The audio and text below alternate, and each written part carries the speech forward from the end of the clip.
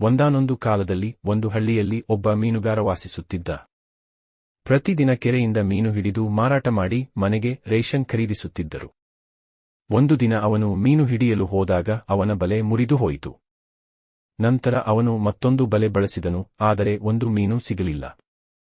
ಇಡೀ ದಿನ ಕಳೆದರೂ ಒಂದು ಮೀನು ಕೂಡ ಅವನ ಬಲೆಗೆ ಸಿಕ್ಕಿರಲಿಲ್ಲ. ಇಂದಿನ ಪಡಿತರವನ್ನು ಹೇಗೆ ಖರೀದಿಸುವುದು ಎಂದು ಆತಂಕಗೊಂಡರು. ಮಾರುಕಟ್ಟೆಗೆ ಹೋಗಿ ತರಕಾರಿ ಮಾರುವವರಿಂದ ಸಾಲ ಪಡೆದು ತರಕಾರಿ ಖರೀದಿಸುತ್ತಾನೆ. ಆ ತರಕಾರಿಗಳನ್ನು ಕೊಂಡು ಮನೆಗೆ ಹೋದಾಗ ಅವನ ಹೆಂಡತಿ, ಇವತ್ತು ಎಷ್ಟು ಮೀನು ಹಿಡಿದಿದ್ದೀಯಾ, ಹಾಗಾಗಿ ಇಂದು ಒಂದೇ ಒಂದು ಮೀನನ್ನು ಹಿಡಿಯಲು ಸಾಧ್ಯವಾಗಿಲ್ಲ ಎನ್ನುತ್ತಾನೆ ಮೀನುಗಾರ. ಅವನ ಹೆಂಡತಿಗೆ ತುಂಬಾ ಕೋಪ ಬರುತ್ತದೆ. ಮರುದಿನ ಅವನು ಮತ್ತೆ ಮೀನುಗಾರಿಕೆಗೆ ಹೋಗುತ್ತಾನೆ. ಕಷ್ಟಪಟ್ಟು ಒಂದೇ ಒಂದು ಮೀನು ಹಿಡಿಯುತ್ತಾನೆ. ಆಮೇಲೆ ಮೀನು ಮಾರಲು ಹೊರಟಾಗ ಒಬ್ಬ ಮುದುಕಿಯ ಪರಿಚಯವಾಗುತ್ತದೆ. ಅವಳು, ಬೆಳಿಗ್ಗೆ ಏನನ್ನೂ ತಿಂದಿಲ್ಲ.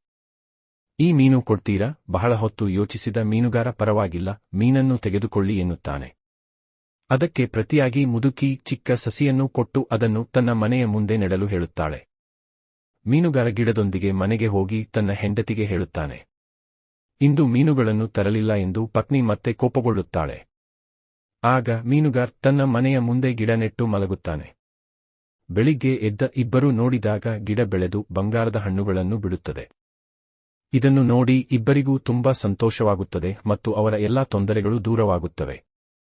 ಮುದುಕಿಯ ರೂಪದಲ್ಲಿ ದೇವರು ನಮಗೆ ಈ ಮಾಂತ್ರಿಕ ಸಸ್ಯವನ್ನು ನೀಡಿದ್ದಾನೆ ಎಂದು ಮೀನುಗಾರ ಅರ್ಥಮಾಡಿಕೊಳ್ಳುತ್ತಾನೆ. ಇತರರಿಗೆ ಒಳ್ಳೆಯದನ್ನು ಮಾಡುವ ವ್ಯಕ್ತಿ, ದೇವರು ಅವನಿಗೆ ಒಳ್ಳೆಯದನ್ನು ಮಾಡುತ್ತಾನೆ.